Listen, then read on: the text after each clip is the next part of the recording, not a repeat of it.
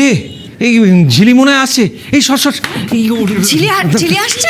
এই দিদি এই দি, তুই কিন্তু একদম দুর্বল হবি না বলে দিচ্ছি।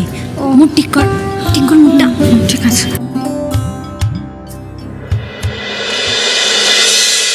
এই তো ঝিলি এসে গেছে। কোথায় ছিলি এতক্ষণ?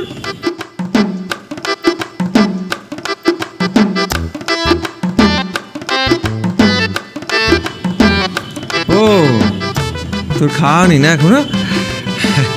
দেখ না ইরা কিরকম আর মাছ বানিয়েছে, আমি তো আর পাচ্ছি না, আমি শুরু করে দিলাম। হ্যাঁ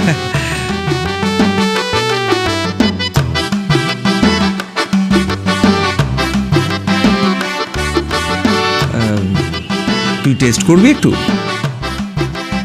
না করবি না মানে ভালো লাগছে না তো? না না ঠিক আছে তোকে টেস্ট ফেস্ট করতে হবে না। আসলে কি জানিস তো, এইসব রান্না না হাতছাড়া করা যায় না। কি রে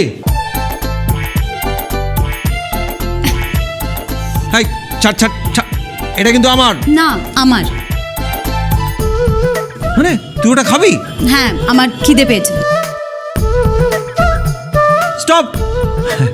না আমি বলছিলাম যে এটা তো ইরা বানিয়েছে, তুই ওটা খাবি? ঘটা করে যখন বানিয়েছে খাইয়ে দিলেই হয়।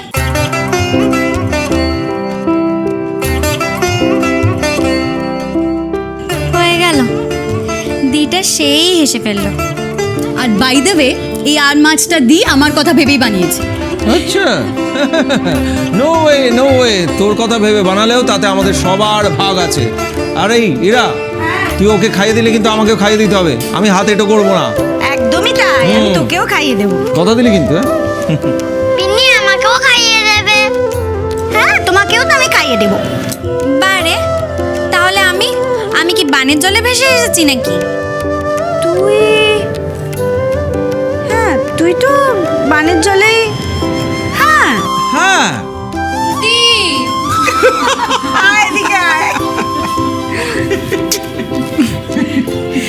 আজ না আমরা সেই ছোটবেলার মতন এক থালায় ভাত খাবো, বুঝলি? যেরকম ভাবে মা আমাদের খাইয়ে দিত।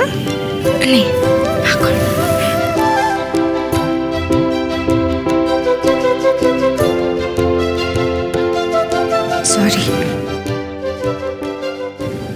তুই না খেয়ে থাকলে আমার ভালো লাগে বল?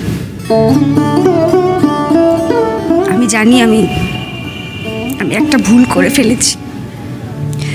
আসলে কি বলতো, আমার ওই সময় মাথা ঠিক ছিল না।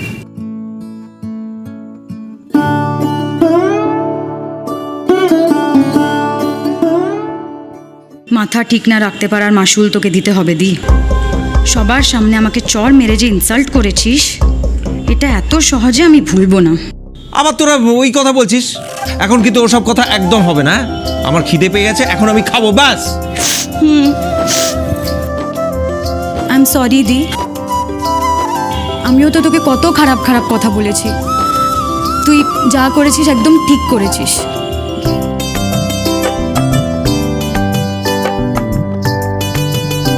ঝিলি হঠাৎ এত বাধ্যমের মতো কথা বলছে, কি জানি বাবা, বিশ্বাস হয় না। এই মেয়ের যে কি মতিগতি, ইরাটাকে আবার না কোনো বড় বিপদে ফেলে।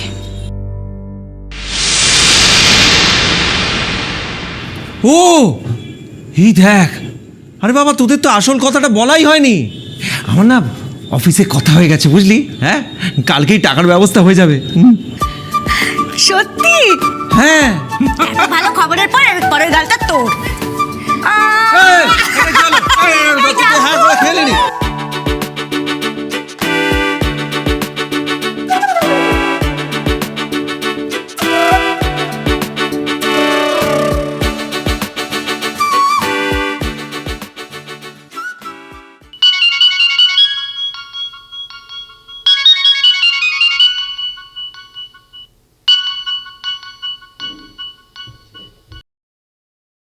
Yes, my son.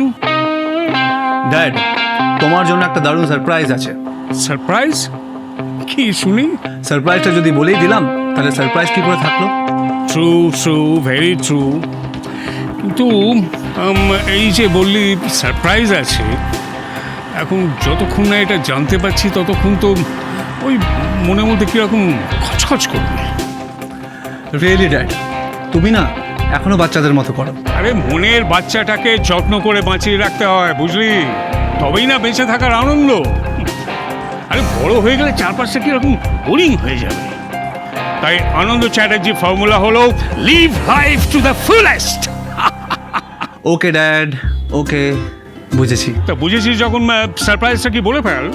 Never. Guess করি একটা। No dad, please. খুঁজে পেয়েছিস কাউকে? কাকে খুঁজে পাবো? আরে আমেরিকা এত বছর তো ওই ফ্যাকাশে মেমগুলোর সঙ্গে ঘুরতি, কেউ তোকে খুব একটা ইমপ্রেস করতে পেরেছে বলে তো মনে হয় না।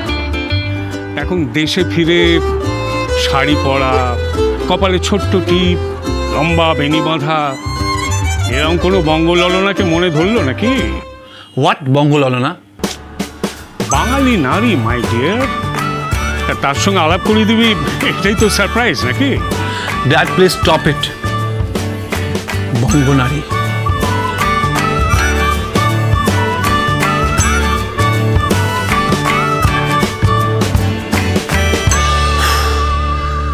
তোমার এই বঙ্গনারীর যে অবস্থা। কেন কেন? বাদ দাও ড্যাড, এসব খারাপ এক্সপিরিয়েন্সের কথা এখন আমি ডিসকাস করতে চাই না। Okay dad, good night, take care.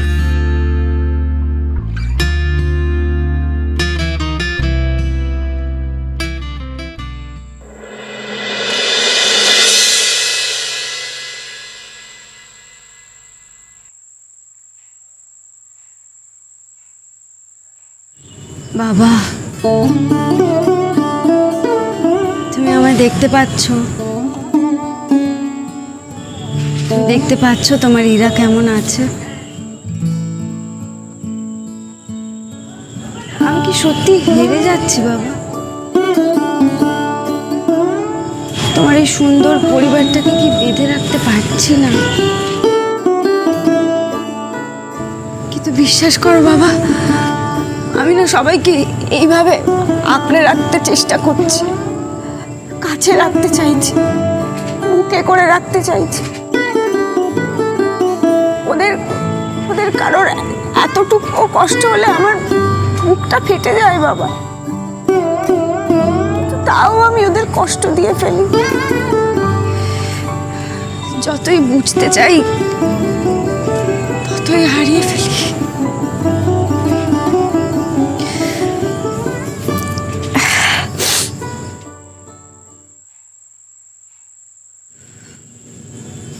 তুমি কেন এরম করলে বলো তো বাবা? তুমি কেন আমাকে একা করে দিয়ে এত তাড়াতাড়ি চলে গেলে? তোমার ইরার জন্য আর মন খারাপ হয় না, তাই না? আমার তো হয়। আমার তো সব সময় তোমার কথা মনে হয়। আমার সব সময় মনে হয় যে বাবা থাকলে সবকিছু অন্যরকম হতো। বাবা থাকলে আদরে ভালোবাসায় সবাইকে ভরে রাখতো। আমি কি তোমার মতন সবাইকে ভালোবাসতে পারি বলো?